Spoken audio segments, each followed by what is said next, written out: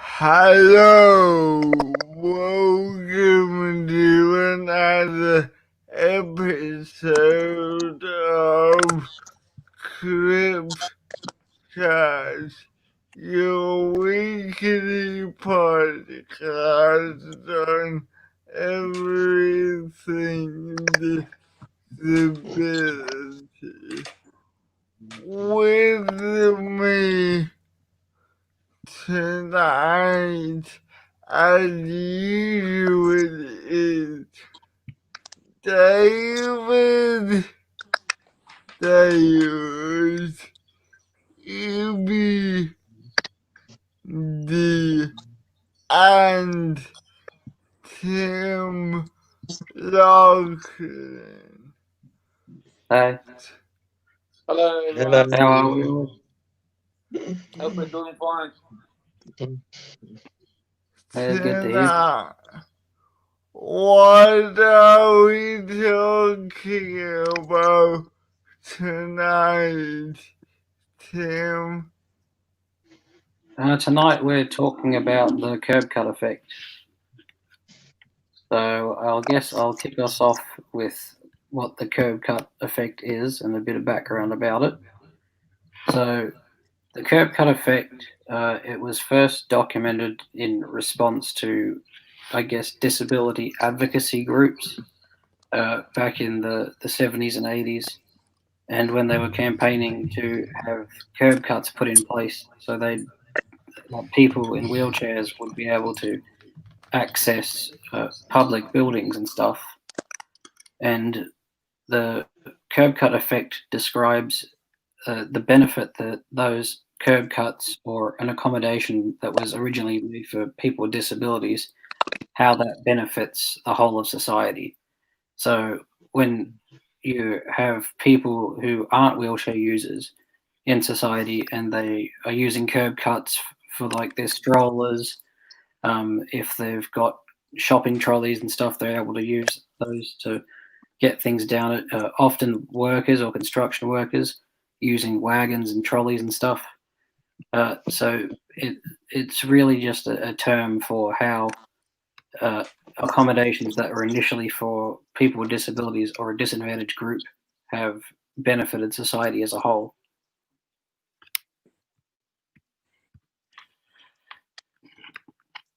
So yeah, I guess our first point about the curb cut effect, I already briefly mentioned it in the introduction, was it extends beyond the physical environment. So when we talk about the curb cut effect, that specifically relates to curb cuts only.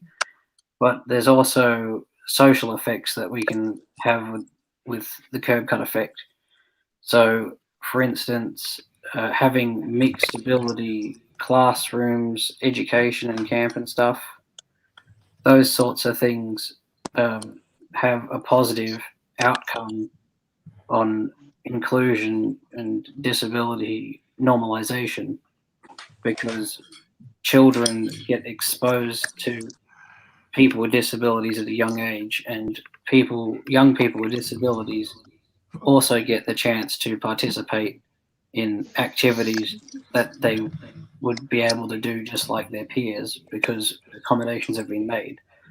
So it is a relatively new term, but it's always been around, and it's important to, I guess, make people aware of the effect, because then when we advocate for changes, for instance, the NDIS or something, it shows that it could also play over into other areas of society and make things better for everyone in the long run. I've got a question, Tim. Yeah. The curb cut effect, is that still two different levels, but it's just sort of blended in?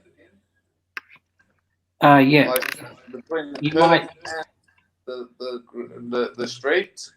Yeah, exactly. I think they have the tactile things that lead up to where a curb cut is, so you probably feel that. You walk with a cane, don't you? Yeah. But Yeah. would blind people accidentally find it hard to find the the curve, where the crossing is? That's the thing. I don't have experience personally because I'm not vision impaired, but the way it's designed and set up is the tactile things lead to where a curb cut is, and the curb cut is that slope part, so you don't have to step down, which, from my understanding, can be quite difficult if you're vision impaired.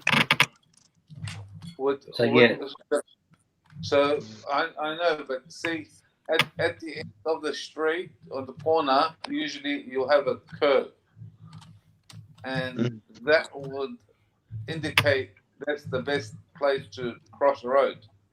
Now, if you do it from the middle of the road, but there's still a curve there, you'll probably walk into a car.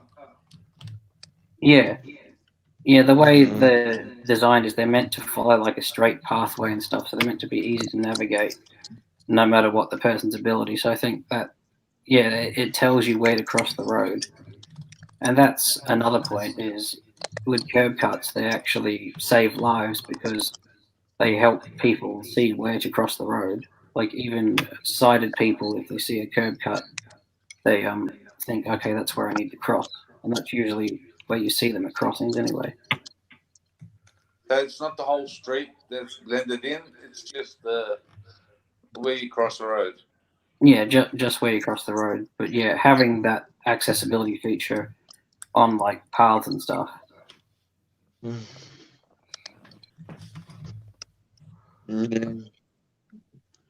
So, David, do you think they should have along the whole street? I beg your pardon? Do you think that they should have the tactiles along the whole street? You know what?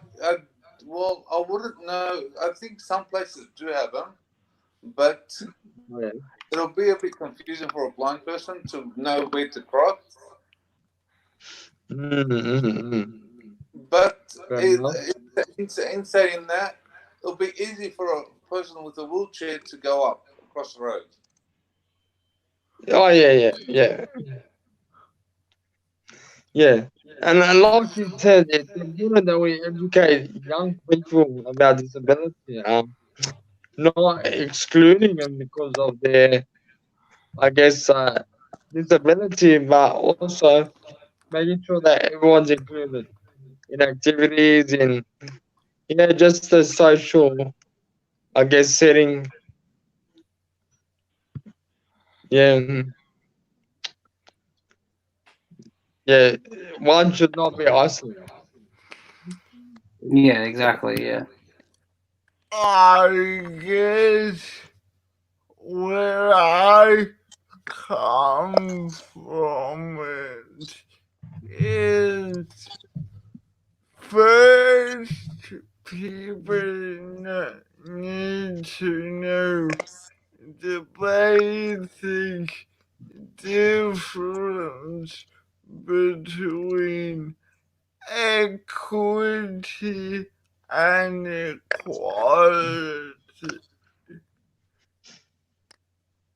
Yeah, exactly. That's an important point you raised, Jonathan. The difference between equity and equality, I can find a really good visual for it, but I might be able to share screen that. But a way to describe it verbally is if you give, I guess, a population like people with disabilities more rights. For instance, the more rights could be we've changed laws to better physical access to places so people can participate more. And some people would say, oh, you're giving people with disabilities too many rights, or who's going to have the rights left over for me? People think that rights are something where if you give them to someone, you lose from your own pile. And that's not the case at all. What equity is. Yeah, go on. That's not the case. You give people equal rights, so people with disability get the same rights, and the people with non-disability get the same rights. Yeah, exactly. People think if you were to add access to every building, that it's a bad thing, and it's just something done to please the quote-unquote disabled people. But what it actually is it's providing access to people with strollers, to people who are like carrying luggage and stuff. It benefits everyone in society when we make things accessible, and that further goes into normalizing disability because it's part of the built environment. So people with disabilities are able to go out into society and not have physical barriers getting in their way. And that in itself is something that we need to educate the public on as to why we need these changes, and that it's not a case of giving one group more rights than the other. It's something where we're just putting in place measures that let everybody have a fair go. Yeah. It's like putting people at the same level. Yeah, exactly.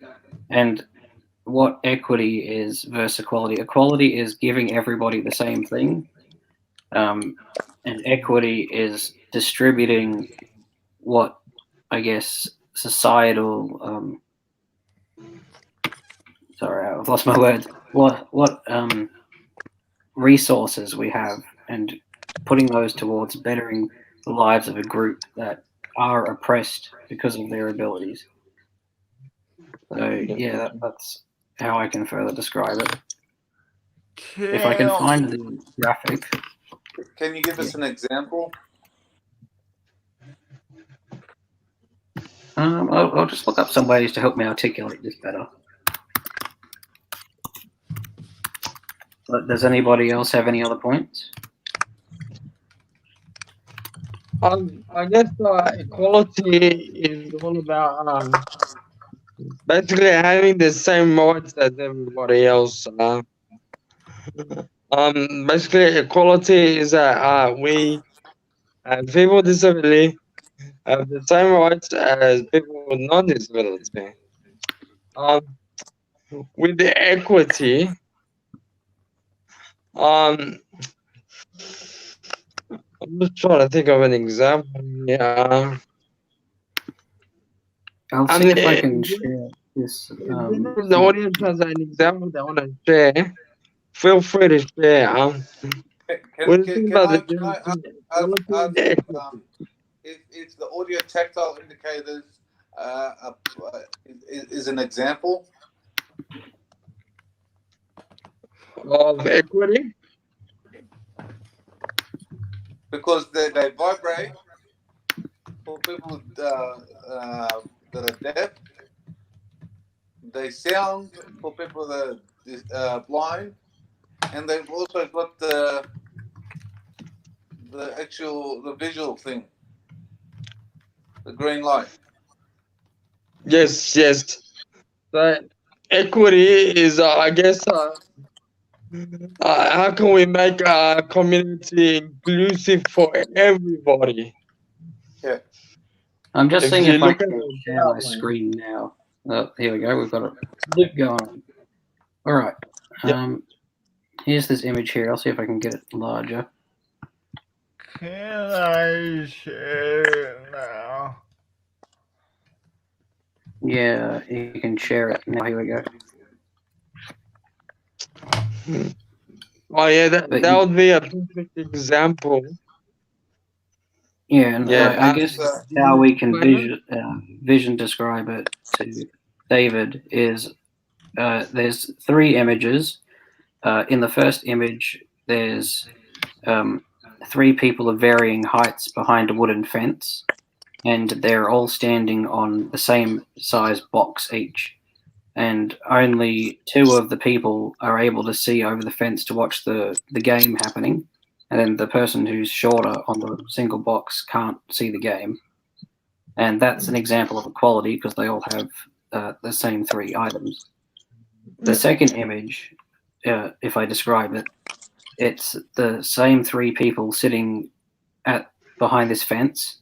They've got one of them is tall enough to see over without the box. The other is standing on one box, and the little boy is standing on two boxes, so he's able to see the game going on.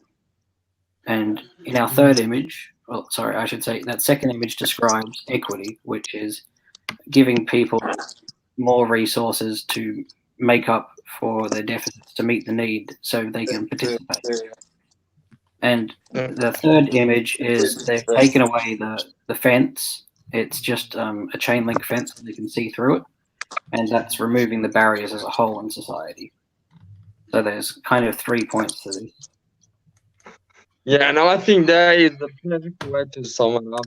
Perfect image. Yeah, thanks for showing that, Tim. Yeah, I find that's a much easier way to convey it, because talking about it, it can seem very one-dimensional, and you kind of need something to help you see it. But yeah, so I will stop screen sharing that now. I'll put myself back up here. But yeah, that's all I can think of regarding points around this topic. Has anybody else got any contributions or ideas? For example, when I want to go out and eat, at my favorite restaurant, my favorite cuisine. When I go to a building, sometimes it's like, first of all, they got steps. Me being a wheelchair user, I won't be able to go in and enjoy my dinner because there's a barrier there. There's a giant step. I miss out on eating from my favorite cuisine because of that barrier. And it makes me I feel frustrated. I feel like I don't belong. Yeah, there goes my whole night. My whole night is ruined. So also with being visually impaired, we Yeah. also miss out on the menu. that's it. It's things like this. I guess restrict us from being part of being part of the community, being part of society. So to make it more, I guess, to make it more inclusive, you would have writing on the menu or a ramp put there so that everyone. Or you can have a menu on the internet because some people can't read Braille. Exactly, easy read or audio descriptive. Yeah, things like that. I guess make it a more inclusive society, but people don't look at it that way. Yeah, exactly. Look, I've come up with this. I've got a friend. She's got a disability, and she tells me her disability can't see her. Yeah. And she uses a disabled card. Oh, yeah. People sit there and swear at her because she's parking in the disabled spot. Yeah. It all comes back to education stuff, and people need to be taught that just because a disability isn't visible doesn't mean it doesn't exist. So that's the education we need to give. Yes. And they got to teach it at school, and it's not only people that go to school that do this. People that are older and probably within communities, they've got to learn it. Yeah, exactly. And I think one day, I know they've done it in the UK, and I think I've talked about it before, but the comedic sort of education advertisements that they'd had airing in the UK a few years ago, educating the public how to interact with people with disabilities. And what it did was it was just saying, treat us like people, but it was saying it in a really funny way that made it stick. So one day I hope to see stuff like that in Australia, and maybe we can use this organisation to do that one day. But in the meantime, we've got to keep talking about. We can put out an ad saying not every disability is visible. Yeah, I reckon that could be something we do in the future. And well, what do you people watching this think of that? Would you like to see some sort of education piece produced by us around disabilities. I feel it would be a good topic. What's everyone's thoughts on that? Look, yeah, I think it's awesome. But it's not all about just promoting, promoting. I guess about equality and stuff. It's also about educating, which is always mentioned. But it's also just I guess being friends. I guess making friends with people who do not have a disability, and I guess that friendship will kind of people will start to understand that people with disability are not something unique. They're not special. They're not same as others. Yeah, not something to be Yeah. scared of. Yeah. Yeah. Yeah. That they're human beings and you can interact, talk. Exactly, and I guess that's what makes us all, I guess, included. It See, takes away that what I've equality realized, versus equity bracket. what I've realized ever since I've gone blind, you can interact with disabled people more easier than people with non-disabilities.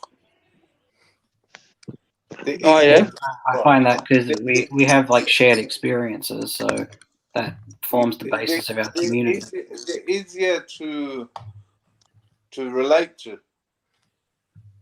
mm. They're easier to approach. Yeah, Yeah, exactly. no, And don't be afraid to approach someone that's got disability. And yeah. don't be afraid to ask if there's anything, what's the best way they can be of assistance. Yeah, exactly. Yeah, And but that's a very good point. Yeah. Go on, Ibby. What were you saying? no, I'm just saying, saying that everybody, people with disability, people non-disability, everybody has, I guess, special, not special, but I guess they have talent. They have their own, I guess, experiences, and they also have their own skills. Every single person has a unique skill. Like Yeah, the other and day, you'll be surprised at people that are out there that have these special skills, but sometimes being excluded from the community, they're not able to show off these skills, and so they get left behind. Yeah. And the that other comes back to the educating other everyone, really. Yeah, the other day, I was trying to cross the road. mm, I asked the lady, she was crossing the road. I go, "Where's the crossing? Where do I cross from?" Because me, I speak English. Oh yeah, Okay. We need people talking English.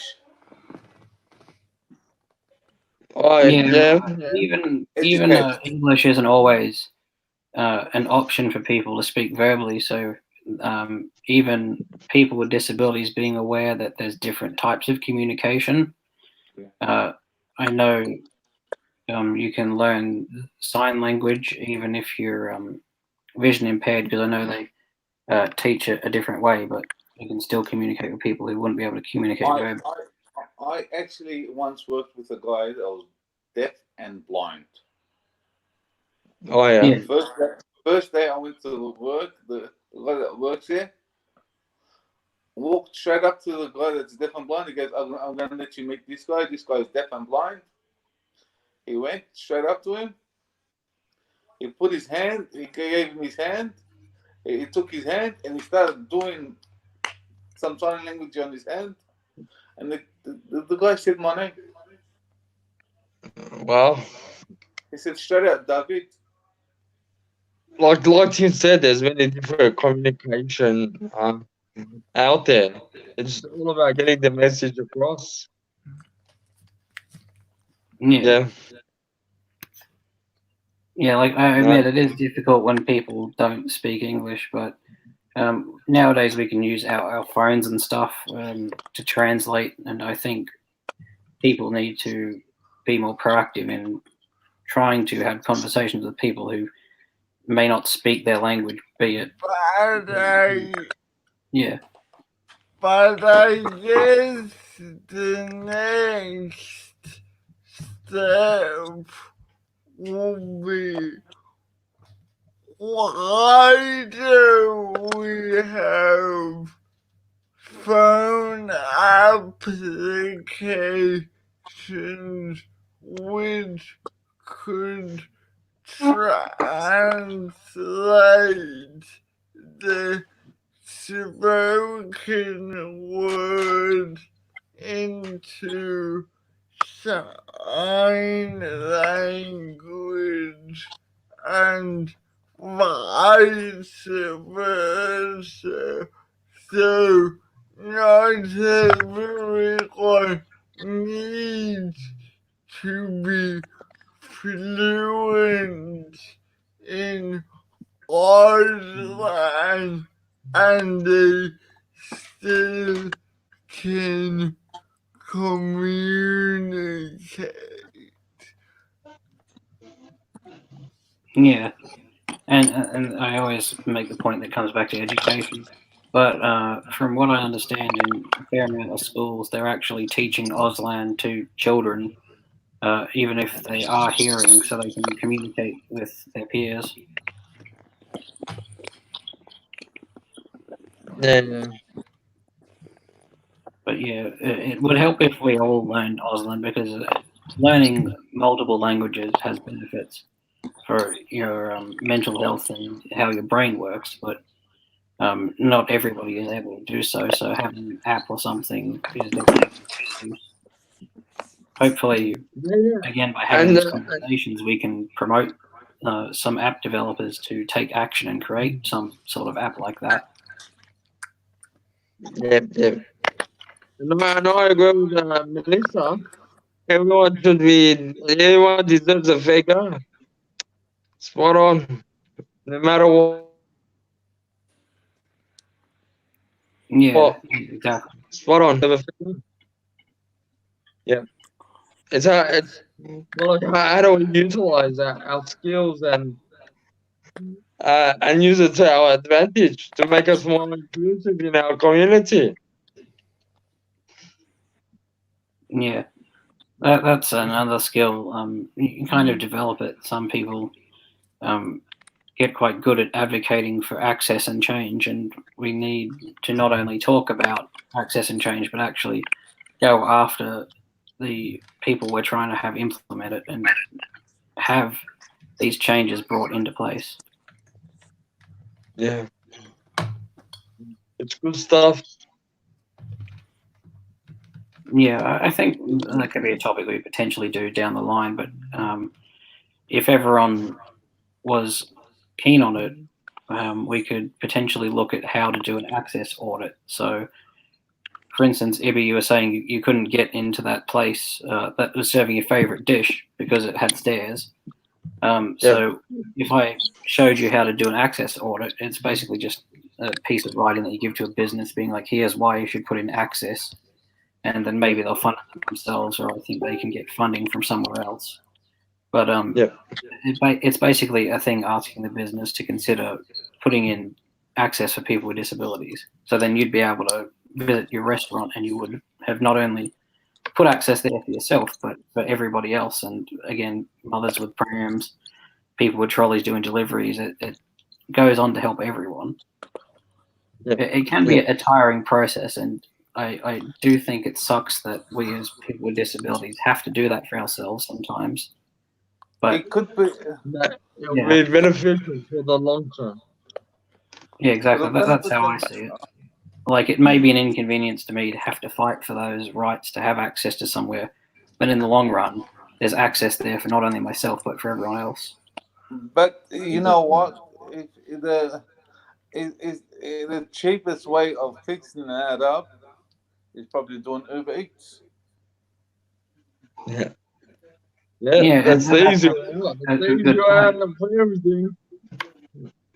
Just Yeah, get it.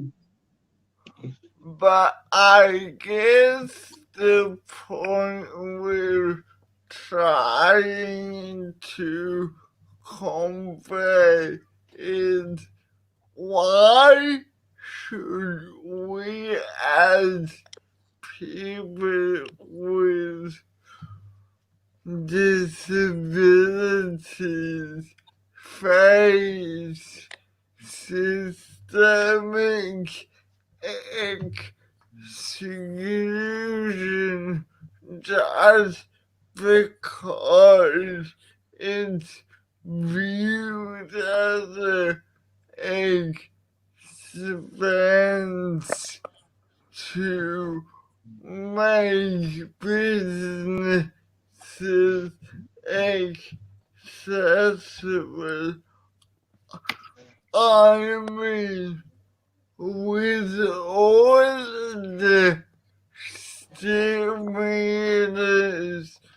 the government is giving now, couldn't one of the initiatives be focused on building a more accessible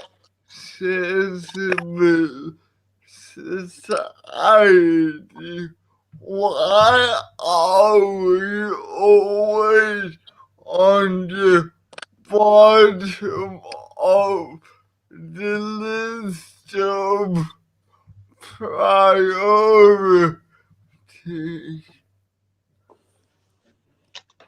Yeah, I agree. Yeah, It's well, really frustrating.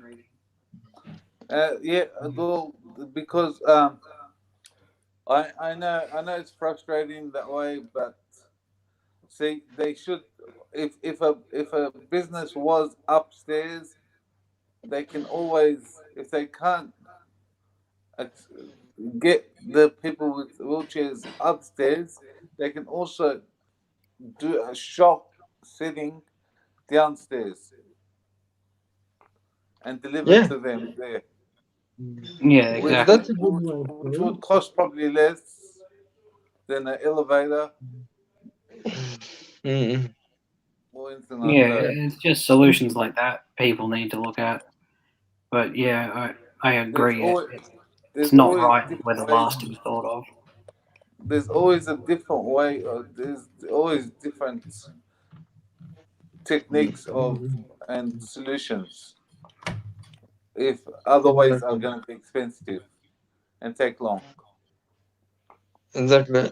And you're only at the bottom of the, I guess, the table, the ladder, if you feel that you're at the bottom of the table.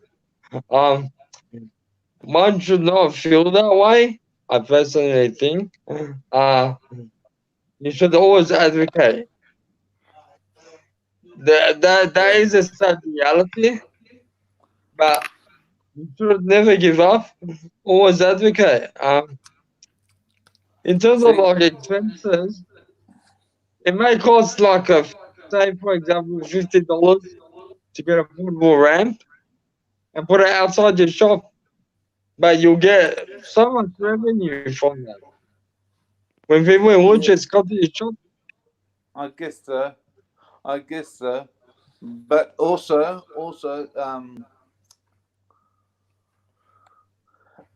it's all about planning. mm, mm. Yeah, Also, But, building planning. yeah.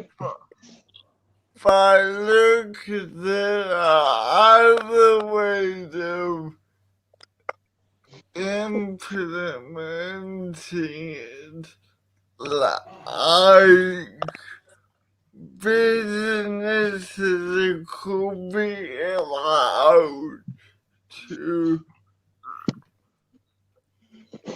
Yep. write off the value of the additional work if they can prove that by doing a ramp or doing modifications, it's proven to improve business. Yep. I Yeah. guess so. Very good. It'll improve business, and it'll get more people with disabilities coming in. Yeah. They'll be more And included. And I guess what people need to keep in mind, it's not just about people who have a disability. What about people who are elderly? What about mothers with babies in prams? My point is, doing these changes while expensive at first can be proven to be paid off in the long term. But we have such a short-term mentality that we don't even think about what's gonna position our businesses to make more profit and attract more customers. It could also help like people with families that have wheelchairs. Like a family can come in, and one of their family members has a wheelchair. They won't choose that restaurant because that person can't go in. Yeah. Yeah. So they can have many people there, but that one person can't make it in. So And they always. the whole group does not come. Yeah. Yeah. So they lose a Yeah. group of people. Yeah. Yeah. Good stuff. Was there anything else you wanted to cover, Tim? No, I think we've covered as much as we can with the curb cut effect. So, Yeah. in summary, it's a term for including people with disabilities by building the environment to give us access, and in doing so, that gives access to everyone, not just people with disabilities, but as we've said, mothers with prams, construction workers with trolleys and stuff, shoppers, anyone pushing anything. It has benefits to the whole of society, and even if it's policy stuff that we're changing, so allowing people with cognitive disabilities into universities and all that, it has positive flow-on effects for everyone. Yeah.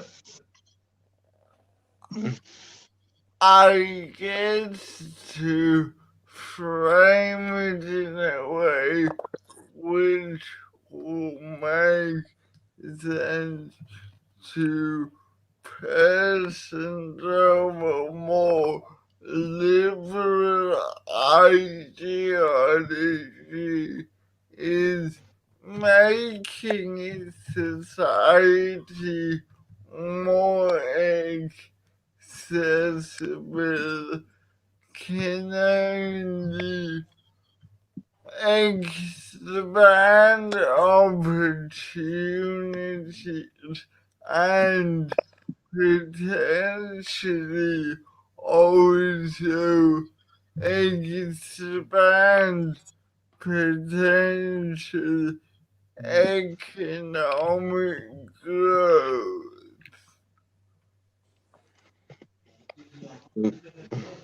Yeah, if they include disability, it's a potential for economic gain. Right. Yeah, exactly. Exactly, it's fun. Not that money is the most important thing, but I think it's important to also explore that aspect. For instance, when disabled people enroll in university, they need extra support. Now, one could argue that the cost of providing those supports outweighs the benefits of the student getting a degree. But if you argue from an economic point of view, you could argue, well, if the person with a disability has a degree, they have more earning potential, which in the long term returns the benefit to society. Yeah, that's a good point you make. It'll benefit society.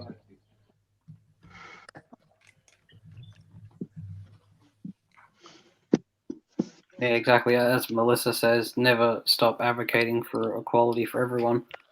And I think that's a good point to end this episode on, is just remember to advocate for equality. Although it can be tiring, it's a process that pays off in the end, because generations after us won't have to have that fight. Exactly. Yeah. Melissa, that's why we're all here doing this podcast. We're not in it for money or for any other gains. We're here to give people with disabilities a voice. And if that makes some able-bodied people a bit uncomfortable, well, good. At least we've exposed an inequality which they can then address. Yeah, exactly. Good point. Because if we bring it to light, it is an uncomfortable subject, but it is change for the better for everyone in the long run. Yep, sure. Anything else? No, I think we've covered most of it. Yeah, It's I'm in the good. same boat. I think we've covered it all. Yeah. Well, what I will endeavor to do is I'll have a look at the document, see if it can be summarized into a blog post, and then probably early next week for the viewers listening will post it on ad.org.au.